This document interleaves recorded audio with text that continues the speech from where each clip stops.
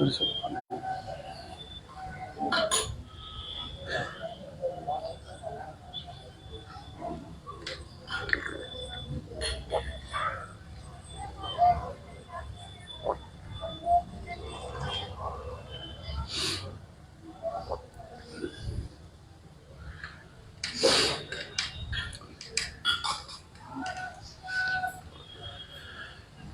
اللہ الرحمن الرحیم۔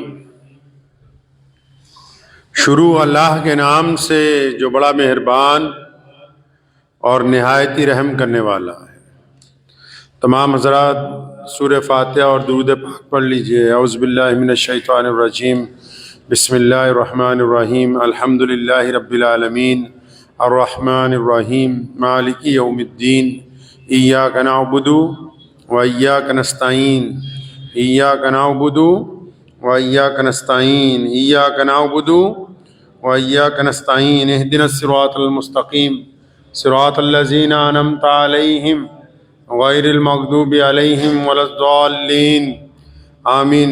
درود شریف پڑھیں۔ اللہم صلی علی محمد وعلی آل محمد کما صلیت علی ابراہیم وعلی آل ابراہیم انک حمید مجید۔ اللہم بارک علی محمد وعلی آل محمد کما بارکت علی ابراہیم وعلی آل ابراہیم انک حمید مجید۔ اسلام کی فطرت میں قدرت نے لچک دی ہے۔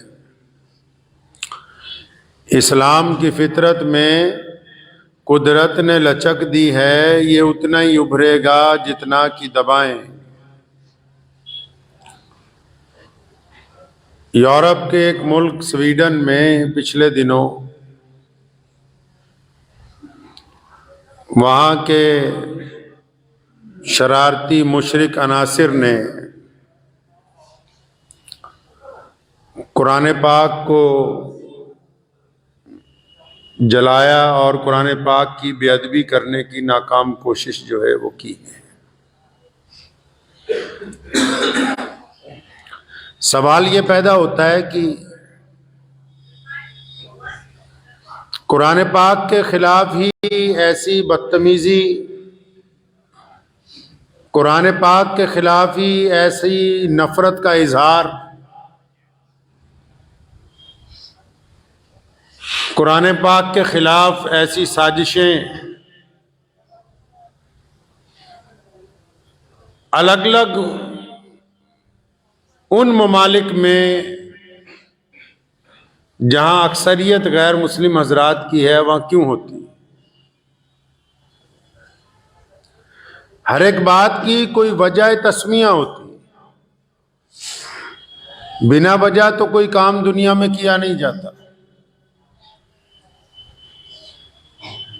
دنیا میں ایک رواج تھا شروع سے، نبی علیہ الصلوۃ والسلام کہیے صلی اللہ علیہ وسلم کے آنے سے پہلے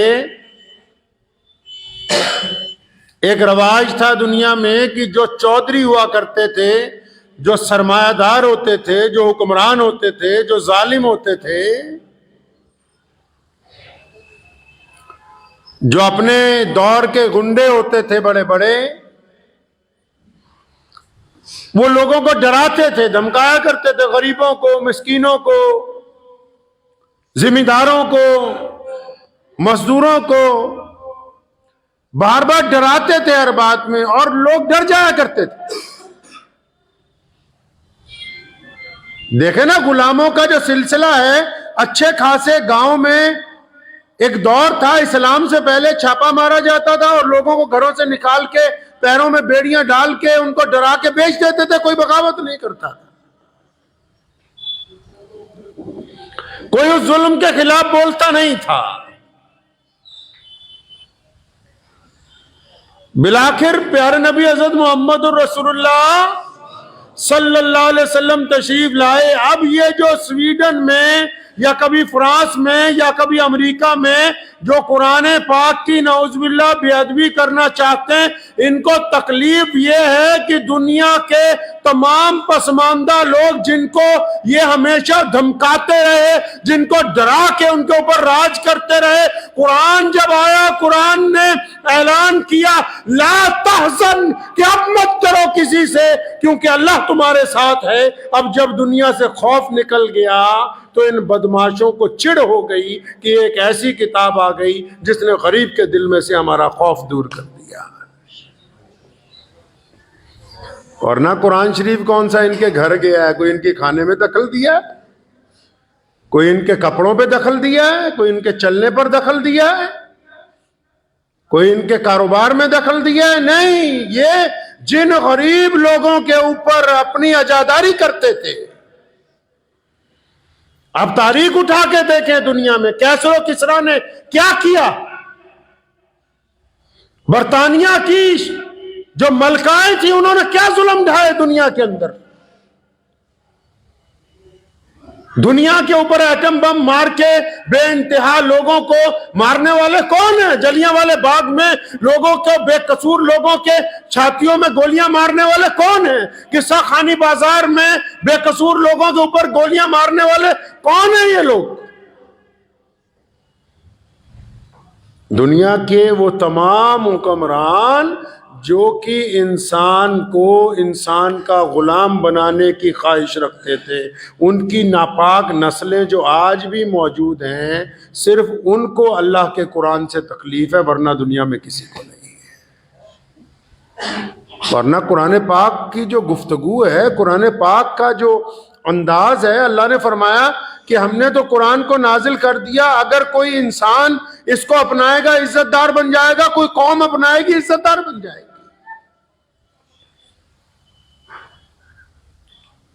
پیارے نبی حضرت محمد رسول اللہ صلی اللہ علیہ وسلم کے صدقے جب یہ کتاب عطا کی گئی تو یہ سلیقہ پتہ لگا کہ اچھا اللہ اور اس کے رسول کے بعد سب سے بڑا مقام ماں باپ کا ہے۔ اللہ تبارک و تعالیٰ نے ہمیں بتایا کہ ان بچوں کو پیٹ کے اندر قتل نہ کرو جن بیٹیوں کو تم مار رہے ہو۔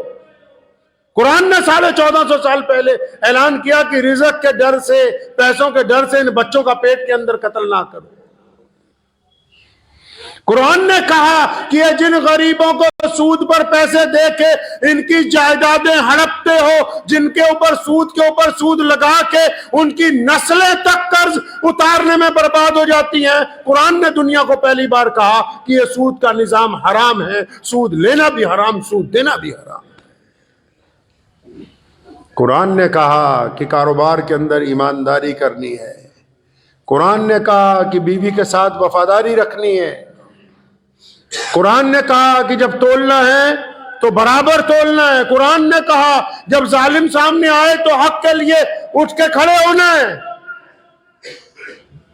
قرآن پاک نے کہا کہ مظلوم کی، غریب کی عزت میں اضافہ کرنا ہے، قرآن پاک نے کہا کہ جاہلوں کے ساتھ بحث نہیں کرنی۔ قرآن پاک جیسی کتاب، میں دنیا کی تمام مذاہب کی کتابوں کا احترام کرتا ہوں، لیکن آپ کو ایک حیرت انگیز بات بتاؤں کہ تمام کتابیں جو اللہ اس کے رسول صلی اللہ علیہ وسلم کا جو قرآن پاک ہے یہ دنیا کو ہدایت کی راستہ دکھاتا ہے، تمام کتابیں بھی محبت کی بات کرتے ہیں، قرآن بھی محبت کی بات کرتا ہے، لیکن دنیا کی ساری کتابوں میں اکیلا قرآن پاک ایسا ہے جس میں طلاق کا بھی ذکر کیا گیا۔ اب آپ سوچیں گے طلاق کا ذکر کیوں کیا گیا، بلکہ دنیا کی دیگر بڑی کتابوں میں طلاق کا ذکر نہیں ہے۔ قرآن نے جب طلاق کا ذکر کیا وہ بھی رحمت سے کیا۔ کس سے بھائی؟ طلاق کا ذکر حالانکہ ناپسند ہے اللہ کو، پھر بھی رحمت سے کیا۔ کیوں؟ وہ حکم ہوا جب پھانسی گئے ہو غلط جگہ تو آپس میں چھٹکارا کر کے نئی زندگی شروع کرو، یہ نہیں کہ جہاں چلی گئی تو جنازہ ہی اٹھے۔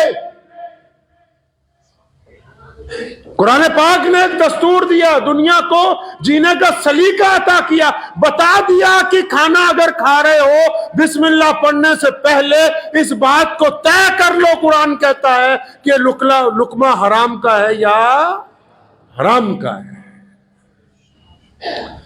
یہ شعور دنیا کو قرآن پاک نے سکھایا ہے۔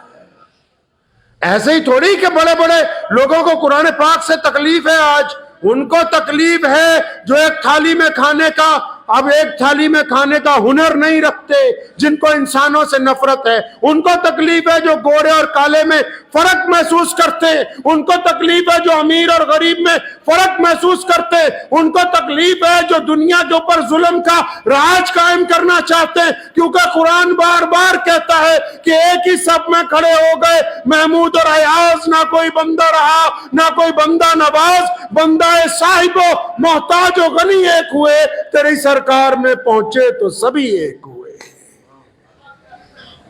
قرآن نے کہا نا، ہم بیٹھے نہیں مسجد میں، کوئی گورا ہے کوئی کالا ہے، کوئی امیر ہے کوئی غریب ہے، کوئی افسر ہے کوئی ملازم ہے،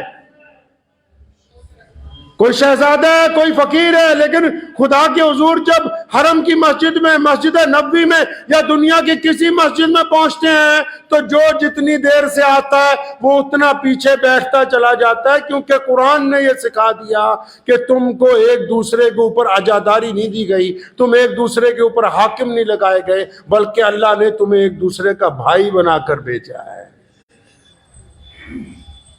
دنیا میں ان لوگوں کو تکلیف ہے، سویڈن کے ان لوگوں کو میں پیغام دیتا ہوں اور انہیں ایک بات بتاتا ہوں جو تاریخی بات ہے۔ ٹھیک ہے آپ نے قرآن پاک جلایا، لیکن یاد رکھو مسلمانوں، آپ بھی دل پہ لکھ لو، ہمیشہ تکلیف اس سے ہوتی ہے جو عزت والا ہوتا ہے، لوگوں کو حسد اس سے ہوتی ہے جو ترقی کرتا ہے۔ سویڈن کی زمین پر 1400 سال کے بعد بھی قرآن پاک کے جلانے کا مطلب یہ ہے کہ آج بھی دنیا کی کتابوں کی سردار اگر کوئی ہے تو قرآن پاک ہے اور کوئی نہیں۔ اور اہل سویڈن یاد رکھیں، یہ قرآن کا نظام ہے کہ جس زمین پر اللہ کے قرآن کی بے ادبی ہو، جس زمین پر نبی جو ہوتا ہے نا جی، نبی ہمارے پیارے نبی صلی اللہ علیہ وسلم، نبی دونوں حالتوں میں امت کے لیے رحیم ہوتا ہے۔ نبی جب مکے میں تھے ظالموں کا راج تھا تو صبر کیا، اور جب مکے میں آئے اپنا راج آیا تو کرم کیا۔ تو جو لوگ قرآن پاک کی بے ادبی اگر کسی جگہ کرتے ہیں، عذاب نہیں آنے والا، تمہاری نسلوں میں کلمہ لا الہ الا اللہ محمد الرسول اللہ پڑھنے والے لوگ پیدا ہوں گے، اور جس زمین پر قرآن پاک کو جلایا گیا اس زمین سے 5 وقت اللہ اکبر کی صدائیں آنے والے دور میں دنیا دیکھے گی۔ یہ قرآن کا نظام ہے،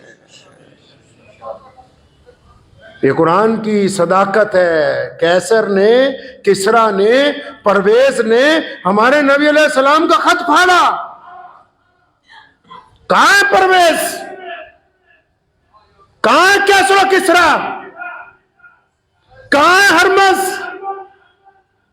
کہاں ہے فرانس کے وہ بڑے بڑے شہزادے جنہوں نے پوری طاقت کے ساتھ بیت المقدس کو گھیرنے کی کوشش کی؟ اللہ تبارک و تعالیٰ کے قرآن کا نظام ہے۔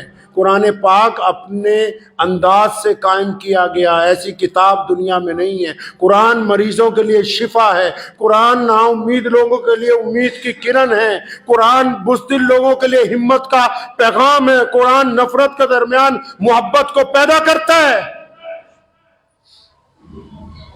تو قرآن پاک کی جب کہیں بے ادبی ہوتی ہے تو پھر وہاں پر قرآن پاک کو ماننے والوں کی بنیاد رکھ دی جاتی ہے، قرآن پاک کی تعلیم کے عام کا فیصلہ کر دیا جاتا ہے۔ یہ اللہ تبارک و تعالیٰ نے دنیا کو بارہا دکھایا، ایک بار نہیں۔ اس میں کوئی مسلمانوں کا کمال نہیں ہے، نہ مسلمانوں کی تعداد کا۔ اللہ نے خود فرمایا کہ میں نے اس کی حفاظت کا ذمہ لیا ہے۔ اللہ نے فرمایا کہ میں نے قرآن کی حفاظت کا ذمہ خود اٹھا رکھا ہے، قیامت تک اللہ کی یہ کتاب قائم رہے گی، قیامت تک۔ پیارے نبی حضرت محمد رسول اللہ صلی اللہ علیہ وسلم کو یہ خوبصورت کتاب عطا کی گئی ہے۔ قرآن پاک نے اسلوب طے کیے ہیں زندگی گزارنے کے۔ ہم رنگ و رنگ، نسل و نسل کے لوگ ہیں اسلام کے اندر۔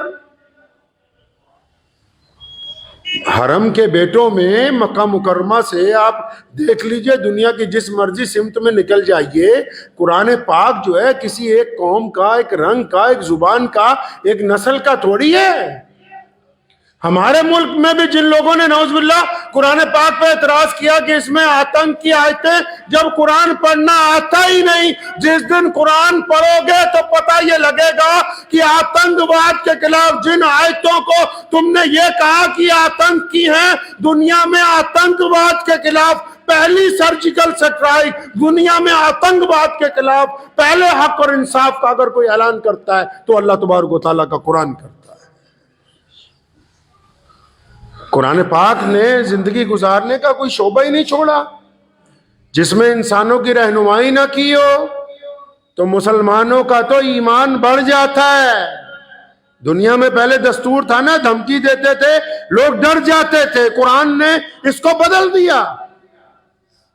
اب دھمکی دیتے تو ایمان بڑھ جاتا ہے، ہمت آتی ہے کہ اچھا قرآن تو بڑی عظمت والا ہے، آج بھی دشمن اس کا اعتراف کر رہا ہے، آج بھی اس بات کو مان رہا ہے کہ دنیا میں اگر کوئی اعلیٰ ترین کتاب ہے تو اللہ تبارک و تعالیٰ کا قرآن ہے۔ کبھی سویڈن میں، کبھی فرانس میں، کبھی فلوریڈا میں۔ اس کا مطلب دنیا کا جو طاقتور ترین حکمران آج بھی ہے، جو دنیا میں اپنے آپ کو دادا کہتے ہیں، امریکہ، ان کو بھی اگر کسی بات سے تشویش ہے تو اللہ تبارک و تعالیٰ کے قرآن پاک سے ہے۔ اور ایک ہم نے اس ایسی کتاب کو جس سے دشمن کو ڈر لگتا ہے، ایک ایسی کتاب کو جس سے نفرت پھیلانے والوں کو ڈر لگتا ہے، ایک ایسی کتاب جس پہ ظلم کرنے والوں کو ڈر لگتا ہے، ایک ایسی کتاب جس نے زندگی گزارنے کا سلیقہ دیا ہو، جس نے ماں باپ کا احترام، میاں بیوی کی باتیں، جس نے نماز پڑھنے کا طریقہ، جس نے کاروبار کرنے کی ادائیں، جس نے محبت کا اظہار، جس نے کوئی ایسا شعبہ نہیں چھوڑا جو ہمیں بتایا نہ ہو، تو ہم نے بھی ایک ظلم کیا، خاص کر جو بھارت کے مسلمان ہیں۔ انہوں نے ایسا ظلم کیا اپنے ساتھ، اپنے پیر پہ ایسی کلاڑی ماری کہ دو کام جو ہیں سب سے خراب کام جو انہوں نے کیے، ایک پہلا قرآن پاک کو بند کر کے ناظرہ پڑھنا شروع کیا۔ اب ناظرہ پڑھنا کوئی گناہ تو نہیں ہے، لیکن بنا ترجمے کے پڑھنا گناہ ہے، مطلب سمجھ ہی نہیں۔ وہ کہندے بس بند کر دیو، جدو بوڑھا مر جاؤ گا پھر قرآن پڑھاوا گے تو جی بس 500 روپے مولوی صاحب کو دیں گے، قرآن پڑھ دو، ہمارے ابا کا انتقال ہو گیا۔ آپ کبھی کسی مدرسے میں پڑھے ہیں؟ نہیں پڑھے تو چلے جاؤ، 10 دن پڑھ لو۔ جو چھوٹے چھوٹے بچے ہوتے ہیں نا، ان کو کہتے ہیں فلاں کے گھر قرآن خوانی ہے، وہاں چلو دعوت ہے۔ اب اگلا کہتا ہے 2-2 4-4 صفحے کٹھی پٹی جاؤ، اتنا کہڑا چودھری صاحب دیکھنا آ رہے قرآن کتنا پڑھیا کتنا نہیں پڑھیا۔ انہوں نے بہترین اللہ کی کتاب جس نے انہیں سلیقہ دینا تھا زندگی گزارنے کا، قرآن پاک نے چھوٹی چھوٹی باتوں کا ذکر کیا ہے۔ قرآن پاک نے نماز کی وجہ تسمیہ بیان کی، قرآن پاک نے یہاں تک کہا کن لوگوں سے گفتگو کرنی ہے، کن سے نہیں کرنی۔ قرآن پاک نے یہ کہا کہ یتیموں کے ساتھ معاملہ کیسے کرنا ہے، قرآن پاک نے یہ بتایا کہ ظالموں کے ساتھ کس طرح گفتگو کریں گے، قرآن پاک نے کہا کہ سڑک پر چلنا کیسے، بیوپار کیسے کرنا ہے، بھائیوں بہنوں کے ساتھ معاملات کیسے ہونے ہیں، مال کی تقسیم کس انداز سے کی جانی ہے، بیمار ہو جاؤ تو شفا کیسے ملے گی اس کتاب میں سے، سائنسدان بننا ہے تو کون سی آیتیں ہیں قرآن پاک کی جو دنیا کے رموز کھولتی ہیں۔ رسول اللہ کبھی سمندر کی طرف ایک قدم نہیں بڑھے اور تحت الثری کا ذکر، تحت الثری کا، سمندر کے نیچے 7ویں تہہ کا ذکر قرآن پاک نے کیا ہے۔ آسمانوں کے رموز کھول کے رکھے، انسان کے جسم کے رگ و پے کے رموز کھول کے رکھے، اور انہوں نے بھارت کے مسلمانوں نے اس کتاب کو بند کیا۔ کہتے ہیں ناظرہ پڑھا دے، جب ابا جی کا انتقال ہو جائے گا تو بخشوا دینا بس۔ دوسرا، حضور صلی اللہ علیہ وسلم کی سیرت نہیں پڑھی، سیرت کو بند کر کے فتووں کی کتاب لے آئے۔ قرآن پڑھتے، سیرت پڑھتے تو قرآن سمجھ میں آتا، دو کام غلط کیے، اب ان کی وجہ سے پھر پریشان ہو گئے، ان کو پتہ ہی نہیں. کوئی کہہ دے کہ نعوذ باللہ قرآن پاک میں فلاں آیت ہے، تمہارے قرآن شریف میں ایسا لکھا ہے، ان کو پتہ ہی نہیں، جبکہ قرآن پاک جو ہے دنیا کی ایسی مقدس پاک کتاب ہے جو دنیا میں کہیں بھی ہو ظلم کی طرفداری کرتی ہی نہیں ہے، کیونکہ پڑھا نہیں. اب بھی وقت ہے وہ لوگ قرآن پاک کی طرف پلٹیں، اس سے سبق حاصل کر لیں. جس نے قرآن پاک جلایا ہوگا اس کو اس سے خوف محسوس ہوا تبھی جلایا. اب ہماری ذمہ داری ہے کہ قرآن پاک کو اپنے سینوں میں محفوظ کریں، قرآن پاک کے محافظ بنیں، قرآن کے داعی بنیں، قرآن پاک کی جو حکم ہے ان کو اپنی زندگی میں اتاریں. پتہ لگے چلتے ہوئے کہ یہ مسلمان ہے، اس کی نگاہیں اس لیے جھکی ہوئی، قرآن کہتا ہے اپنی نظریں نیچی رکھو. صرف عورتوں کو ہی نہیں کہا کہ برقع پہن لو، صرف عورتوں کو قرآن نے نہیں کہا کہ برقع پہن لو، عورتوں کو کہا کہ اگر تم نقاب پہنو، برقع پہنو. عورتوں کو حکم دیا کہ تم اپنا چہرہ ڈھانپو، جسم ڈھانپو، تو ساتھ میں مردوں کو بھی کہا کہ تم اپنی نگاہوں کو نیچی کر لو، کسی کی بہو بہن بیٹی کی طرف گندی نگاہ نہ ڈالو.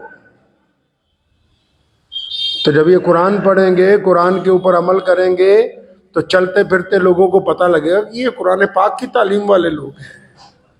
اور ساتھ میں کون جانا ہے جی؟ ساتھ میں کچھ نہیں جانا، مال دولت فیکٹریاں پیسہ کچھ نہیں. ایک قرآن پاک ہی ہے جو لڑ پڑے گا فرشتوں کے ساتھ. قرآن پاک کی آیتیں ڈھال بن کے قبر میں کھڑی ہو جائیں گی جنازے کے لیے کہ ہم نہیں جانے دیں گے اس کو جہنم کی طرف. اللہ تبارک و تعالیٰ سے کوئی سفارش کر سکتا ہے تو اللہ تبارک و تعالیٰ کا قرآن ہے جو قبر میں بندے کے مرنے کے بعد اس کا ساتھی بن سکتا ہے. ایسا وقت لگا رہے ہیں، ایسا وقت گزار رہے ہیں، قرآن پڑھنے کے لیے ٹائم نہیں ہے، موبائل کے لیے ٹائم ہے، فیس بک کے لیے ٹائم ہے، واٹس ایپ کے لیے ٹائم ہے، قرآن کے لیے وقت نہیں ہے. اب بھی سمجھ لو کہ دنیا کے انسانوں کی بہترین اگر کوئی ضرورت پوری کر سکتا ہے تو اللہ تبارک و تعالیٰ کا قرآن ہے. قرآن خود بھی پڑھیں، اپنے بچوں بھی پڑھائیں. اور ہم لوگ جو مسلمان ہیں ابھی تک، یہ بھی قرآن پاک کا کمال ہے. اللہ تعالیٰ کے اس قرآن نے، اس مقدس قرآن نے ہمارے ایمان کو سالم رکھا ہے، ہمیں ہمت عطا کی ہے، استقامت عطا کی ہے پوری دنیا کے اندر. یہ قرآن پاک کے معجزے ہیں. تو اس لیے ضروری ہے مسلمانوں کی اس بات میں تو تعریف ہی ہے. اکثر مولوی نہیں کرتے، میں اس لیے پازیٹیو بات کہہ دیا کرتا ہوں تاکہ انہیں یاد رہے. یہ مسلمانوں کی تعریف ہے کہ مسلمانوں نے پوری دنیا میں، دیکھو جب انگریز نے قرآن جلانا شروع کیا، انگریز نے قرآن پاک کے نسخے ضبط کیے اپنے دور میں اس ملک میں، تو ہم نے لاکھوں حافظ تیار کیے. رشیا کے زار نے، جو وہاں کا بادشاہ تھا، قرآن پاک کے پڑھنے کے اوپر پابندی لگائی، قرآن رکھنے پر پابندی لگائی، تو وہاں کے مسلمانوں نے 70 سال تک تہ خانوں کے اندر مدرسے چلا کے لاکھوں حافظ قرآن تیار کر کے کھڑے کر دیے. یہ قرآن پاک کا معجزہ ہے کہ قرآن اپنے پڑھنے والے کو پست ہمت نہیں ہونے دیتا. اور پھر اللہ فرماتے ہیں ہم ایسی مصیبت سے ایسی جگہ سے نکال دیتے ہیں، پھر ایسی جگہ سے رزق دے دیتے ہیں، ایسی جگہ سے اس کو شفا مل جاتی ہے کہ سوچ بھی نہیں سکتا ہے. اپنا یقین زندہ رکھیں. مجھے ایک صاحب ملے ابھی کل پرسوں، تو بزرگوں کی بات چل پڑی. بزرگوں کے یہاں جانا تو اچھی بات ہے، مجھے کہنے لگے دلی میں 58 چوکھٹیں ہیں. تو میں نے کہا بھائی ہم تو ایک ہی چوکھٹ کے مرید ہیں، وہ اللہ اور اس کے رسول کی ہے. جو ہر در پر جھکے وہ سر سر نہیں ہوتا، جو ہر در پر جھک جائے وہ سر سر نہیں ہوتا. قرآن نے اس سر کی عزت کی ہے کہ اللہ نے اس کو جسم کا سردار بنایا ہے. تو اس کے معیار کو قائم رکھیں، اپنے ایمان کو قائم رکھیں، اس یقین کو قائم رکھیں کہ زندگی ہے، موت بھی آنی ہے، ساری زندگی تو دنیا کے اندر رہنا نہیں ہے. تو جب جانا ہے تو یہ جو امانت ہے زندگی کس کی ہے؟ اللہ کی ہے نا. جب واپس کرنی ہے تو امانت دینے والا پوچھے گا نہیں کہ کیسے گزاری. تو اگر اللہ اور اس کے رسول صلی اللہ علیہ وسلم کے ہم حکم کے مطابق گزار دیں. یہ تو بار بار پوری دنیا کے جو بڑے بڑے دشمن ہیں اسلام مخالف، یہ ہمیں بیدار کرتے ہیں کہ اٹھ جاؤ، اپنا قرآن سنبھال لو، نماز سنبھال لو، اپنے دین کو دیکھ لو۔ یہ تو قرآن پاک کی عظمت کا اعلان کرتے ہیں بار بار، کیونکہ بھائی حسد تو اسی سے کیا جا سکتا ہے جو بہت زیادہ طاقتور ہو۔ تکلیف تو دنیا کو اسی سے ہوتی ہے جس میں کوئی بات ہوتی ہے، جن میں کوئی بات ہی نہیں ان سے کیا تکلیف ہے؟ تو یہ خوش قسمتی ہے ہماری کہ اللہ تبارک و تعالیٰ نے مجھے اور آپ سب کو کلمہ لا الہ الا اللہ محمد رسول اللہ صلی اللہ علیہ وسلم کی دولت عطا فرمائی۔ اس لیے اس بات کو آج سے اپنے ذہن میں رکھ لیں کہ ہم جب بازار میں چلیں، گھر میں ہوں، کاروبار میں ہوں، ہمارا مزاج جو ہے اللہ اور اس کے رسول کے حکم کے مطابق ہو۔ ہمارے ہم وطن بھائی جو ہیں، ہمارے ہندو بھائی، سکھ بھائی، عیسائی بھائی، دلت بھائی، جینی بھائی، جب آپ ان سے ملیں، معاملات کریں، اسلام نے یہ نہیں کہا کہ ساری دنیا مسلمان ہو جائے، لیکن اسلام یہ چاہتا ہے کہ ایک مسلمان جب کسی غیر مسلم سے معاملہ کرے تو وہ غیر مسلم اس کی پیٹھ کے پیچھے، اس کی غیر موجودگی میں یہ کہنے پر مجبور ہو کہ یہ بندہ ایماندار ہے۔ جنت میں جانا تبھی ہے، اکلیاں نمازاں نہیں لے جانیاں، صرف جمعہ نہیں ہو جانا جنت میں۔ یہ والی گواہی ضروری ہے، کون سی؟ جو ہمارے ہم وطن دوست ہیں، ہمارے ہم وطن ساتھی ہیں، ہمارے کاروبار کے ساتھی ہیں، ہماری تعلیم کے ساتھی ہیں، اور وہ تب آپ کو اچھا کہیں گے جب آپ کے کردار میں سے خوشبو آئے گی۔ دنیا کو رسول اللہ نے جب بتانا تھا، جب دنیا کو یہ بتانا تھا کہ اللہ وحدہ لا شریک کی عبادت کرو، جب یہ بتانا تھا کہ میں اللہ کا رسول بن کے آیا ہوں، تو ان دونوں باتوں سے پہلے میرے کریم رسول نے کہیے صلی اللہ علیہ وسلم، ان دونوں باتوں سے پہلے نبی علیہ السلام نے ایک بڑی پیاری بات مشرکین مکہ کو کہی تھی۔ کیا فرمایا؟ فرمایا کہ تمہارا میرے بارے میں کیا خیال ہے؟ یہ نچوڑ ہے زندگی کا۔ فرمایا تمہارا میرے بارے میں کیا خیال ہے؟ سارے ہی اٹھ کے کھڑے ہو گئے، یا رسول اللہ، اے محمد صلی اللہ علیہ وسلم، آپ جیسا خوبصورت کوئی نہیں، سچ بولنے والا کوئی نہیں، شرم و حیا والا کوئی نہیں، امانت رکھنے والا کوئی نہیں۔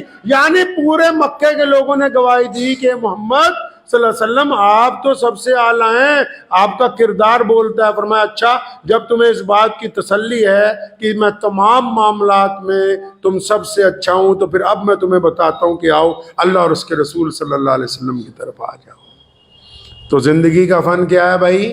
دوسروں کو اچھا نہیں بنانا، فن یہ ہے کہ خود اچھا بننا ہے۔ بنے گا انشاءاللہ؟ ہم نے قرآن روز پڑھنا ہے۔ کون کون حضرات وعدہ کرتے ہیں کہ روز کم از کم 1 رکوع 2 رکوع 3 رکوع روز پڑھیں گے انشاءاللہ؟ نہیں پڑھنا آتا سیکھنے جائیں گے انشاءاللہ، پڑھیں گے روزانہ، سفر میں ہو، جہاں کہیں بھی ہو۔ اسلام کی تحفظ یہی ہے کہ جتنا دشمن ناراض ہو ہم اتنے پکے مسلمان بنے۔ دعا کیجیے اللہ تعالیٰ مجھے بھی اور آپ سب کو بھی ان باتوں پہ عمل کی توفیق عطا فرمائے۔ وآخر دعوانا ان الحمدللہ رب العالمین۔